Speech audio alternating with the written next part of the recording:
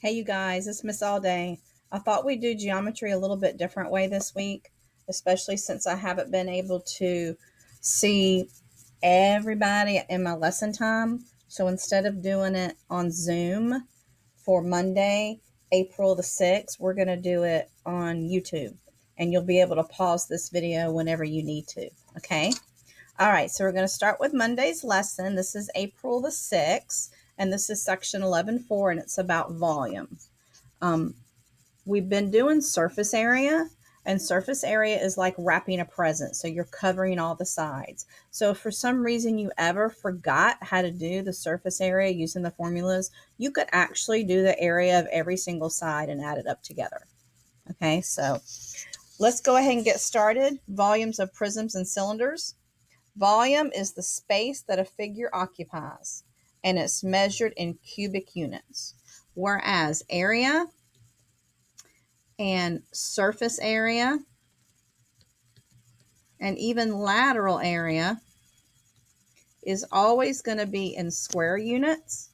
Volume is going to be in cubic units. So whenever you're thinking about doing area, you think of length times width, base times height divided by 2, side squared.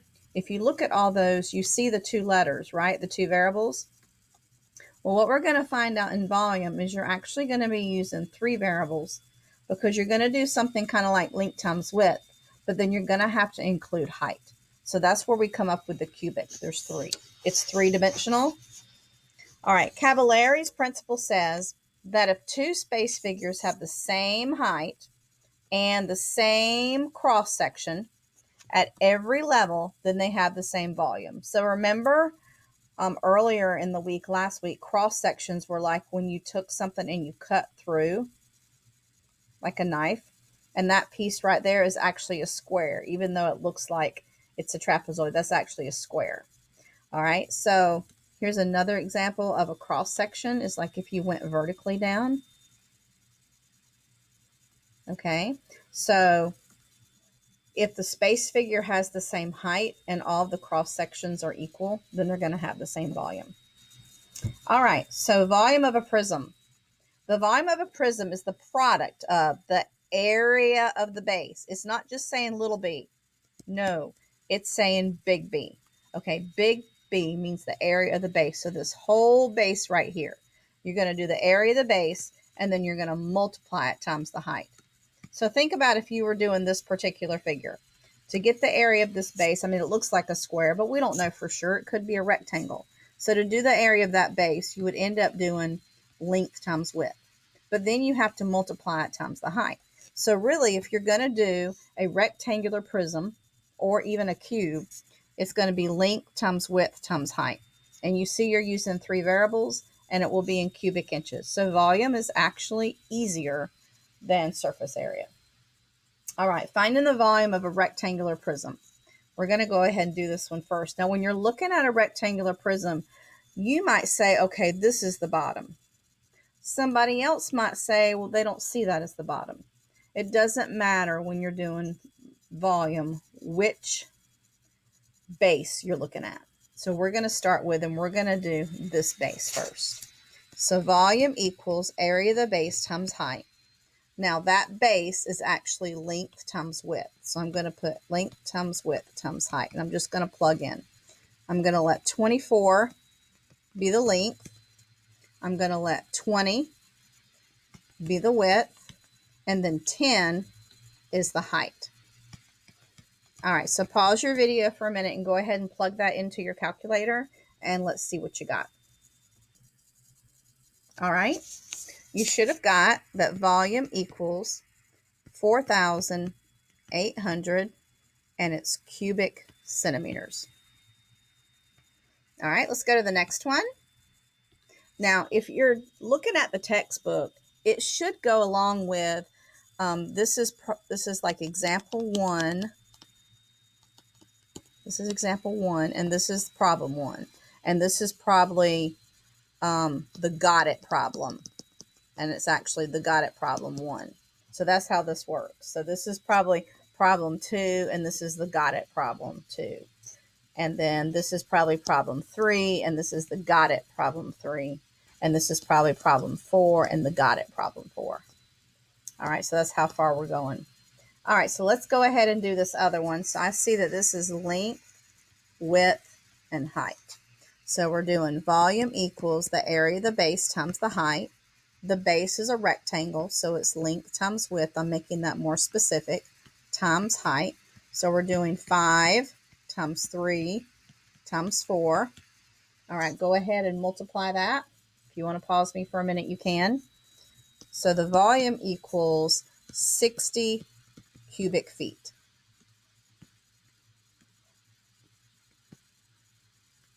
So the next question says, does the volume, let me change my pen real quick, sorry. Does the volume of it change if the prism is turned so that the base is 5 and 4 and 3? So the base is 4, 5, and 3. The question is, does the volume change? So I want you to think about that for a minute. All right, sorry, I had to pause my video because my brownies were dinging.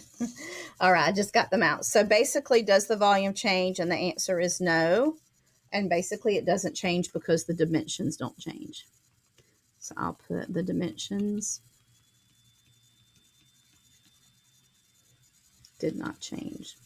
Did not change. All right, now let's do the volume of a triangular prism. Now, when you're looking at a prism has two shapes that are parallel to each other, where you could look through here and you would see out the other end. Okay, those are the two shapes that are parallel to each other. So those are the bases. So those are triangles. All right, so what is the volume of the triangular prism at the right? So my volume formula is still find the area of the base and then multiply it by its height. So we're going to have to do the area of the base. So I'm going to go over here and take this triangle right here, put 8 here and 8 here. All right, so we're looking at this and we're seeing that this side here is also 8, but I'm going to divide it into 4 and 4. So let's see what kind of triangle we have here. All right, so you see we have an equilateral triangle. So what does that mean? That means that these angles down here are 60 and this top angle is 60, which means this one's 30 and this one's 30. So you see a 30, 60, 90. So if across from the 30 is 4, then across from the 60, I'm going to call it A for Apotham, okay? Even though it's not.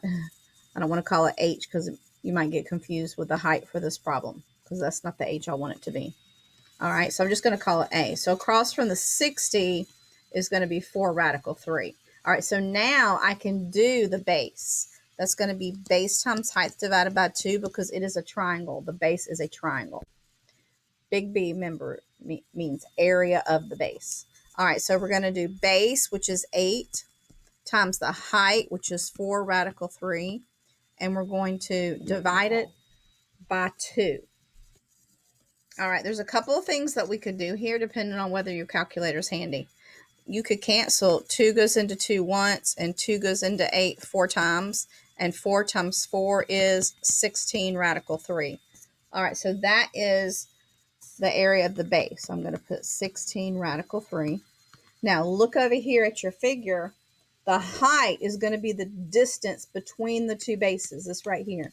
That's going to be your height. So you're going to multiply that by 10. We're going to multiply that by 10.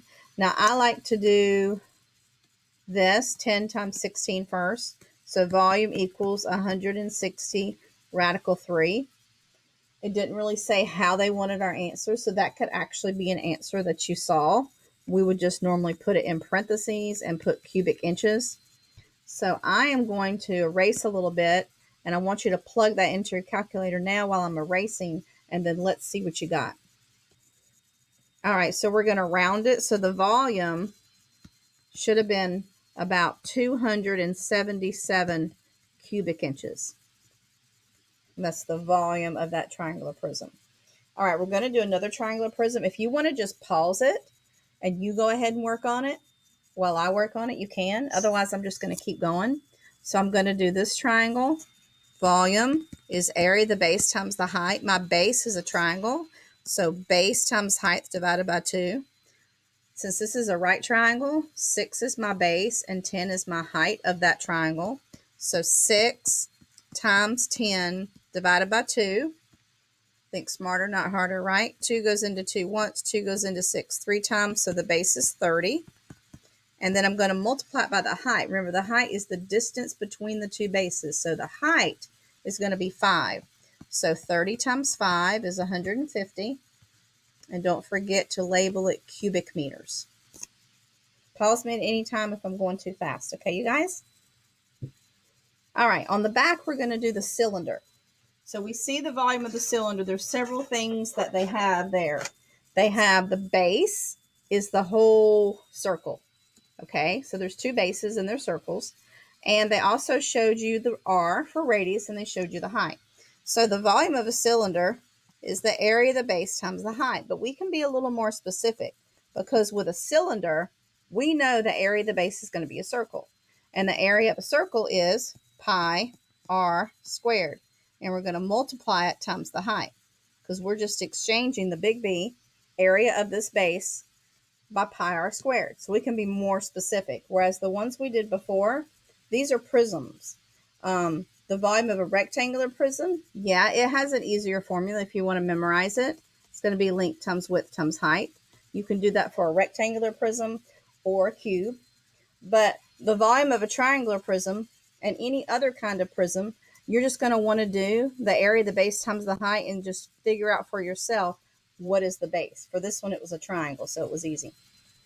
All right, so we're going to find the volume of the cylinder. Volume equals pi r squared h. So we're going to start here. Volume equals pi times 3 squared times 8, because 8 is the height. And it said leave in terms of pi. So remember, 3 squared is 9, and so 9 times 8 is 72. So this is going to be 72 pi, and we're working with centimeters, so cubic centimeters. Always put the constant in front of the pi, not after it. That would not be the proper form.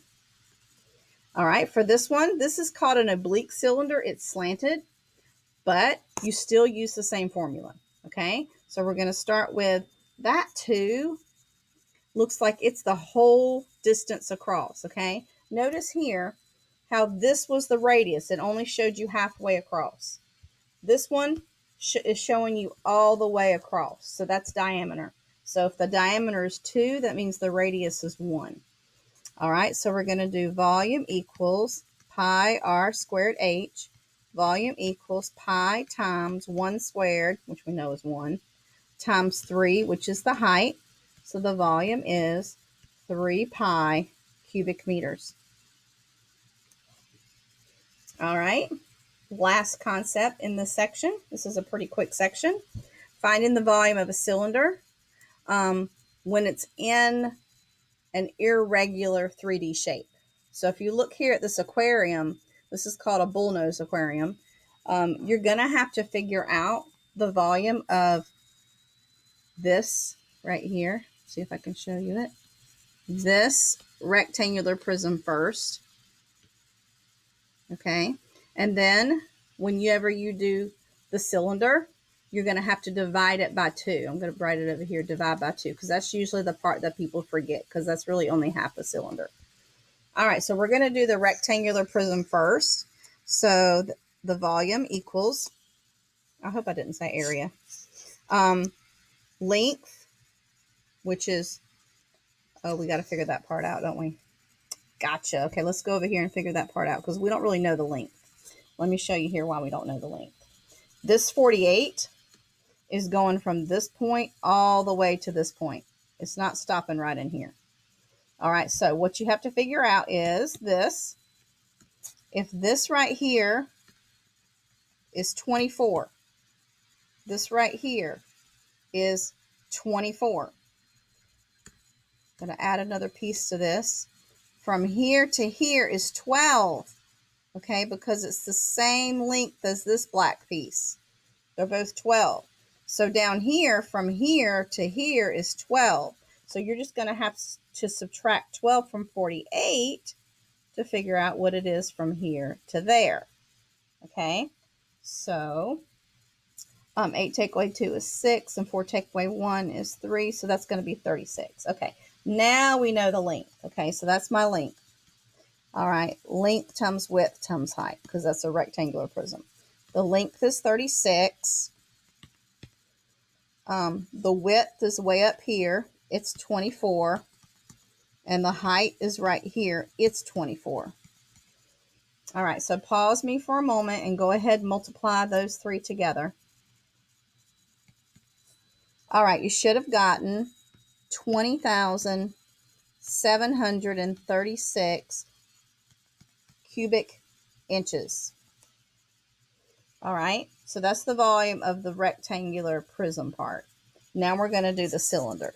All right, so the volume is pi r squared times h divided by 2, because we've got to cut it in half. So we remember to divide it by 2. All right, so pi r squared, the radius was 12. The height was the same as the rectangular solid or rectangular prism, and it was 24, divided by 2. I'll probably do this, say 2 goes 1 and 2 goes 12. That way we're doing really 12 times 12 times 12. All right, so go ahead and pause me for a minute. All right, you should have gotten 1,728 pi. You're going to want to multiply 1,728 times pi. Use the pi button. That's approximately, feel free to pause me if you want, 5,429 cubic inches. All right, so I'm going to circle these in blue. You're going to have to add the 20,736 with the 5,429 to get your final answer. I'm going to do a little bit of erasing while you're doing that. All right, we're going to put the answer here. Volume equals, it's going to be 26,165 cubic inches. That's the volume of the bullnose aquarium. All right, last one, we have a lunchbox. I don't know if you've ever seen one like that before, but that's how they used to look like back in the day. My dad actually made me carry one to school before. That was embarrassing. All right, so what is the appropriate volume of the lunchbox shown at the right, round to the nearest cubic? The only difference between this and the bullnose aquarium is they're positioned differently. So let's just look at just the bottom half. Okay, volume equals area of the base times the height. So it's going to be length times width times height. The length depends on how you're looking at it. Okay, the length is 10. The width is 6. And the height is 6. So we know 6 times 6 is 36, and 36 times 10 is 360. So 360 cubic inches. All right, now we're going to do the pi r squared times h divided by 2. That's the area of the cylinder cut in half because it's only half of 1. All right, so glance over there, and you probably see that the radius is 3. So pi times 3 squared times the height. Now you have to be careful with the height, because remember, this right here is the height where you have the two bases, even though you don't have a full base there, okay? They're parallel to each other. So your height is 10. All right, and then you're going to divide by 2. So you didn't even use the 6 or the 6 this way. You only used the 10 going horizontally. All right, so we know that we could do it like this. We could say 2 goes 1 and 2 goes 5. 3 squared is 9, and 9 times 5 is 45 pi. So we're going to have to plug that into the calculator. That's going to be approximately 141.4 cubic inches. We're going to add that. I was just going to say subtract that. Sorry. The total volume is going to be the 45 pi. You can plug that into your calculator instead of rounding it like I did, and then add 360 to it. You should get approximately 501 cubic inches. All right, so that's your lesson for 11.4. Here is the homework for 11.4 for today. Now I want to show you something real quick. Let me circle the homework real quick right here. Oops. Okay, here. That's your homework. I'm choosing all odds except the first couple because they're all found in the back of the book. If it's like 1 through 5, they're usually in the back of the book. But I'm choosing odds, so after you do them, you can go check them in the back of the book and see if you're right before you go do your standardized test prep worksheet that you need to do today. So right here where it says, let me circle it in red, where it says textbook problems, we've done those. And the got it problems, we've done those. So when you do the notes with me, I've already done these first 2 columns with you. So after you do it with me, you do your homework and you do your standardized test prep. All right, you guys, I hope you're having a good day. I hope you had a good weekend. And I guess I'll see you tomorrow. We're going to try this again. Just kind of let me know on Edmodo or Remind if you like doing it this way. All right? Talk to you later. Bye.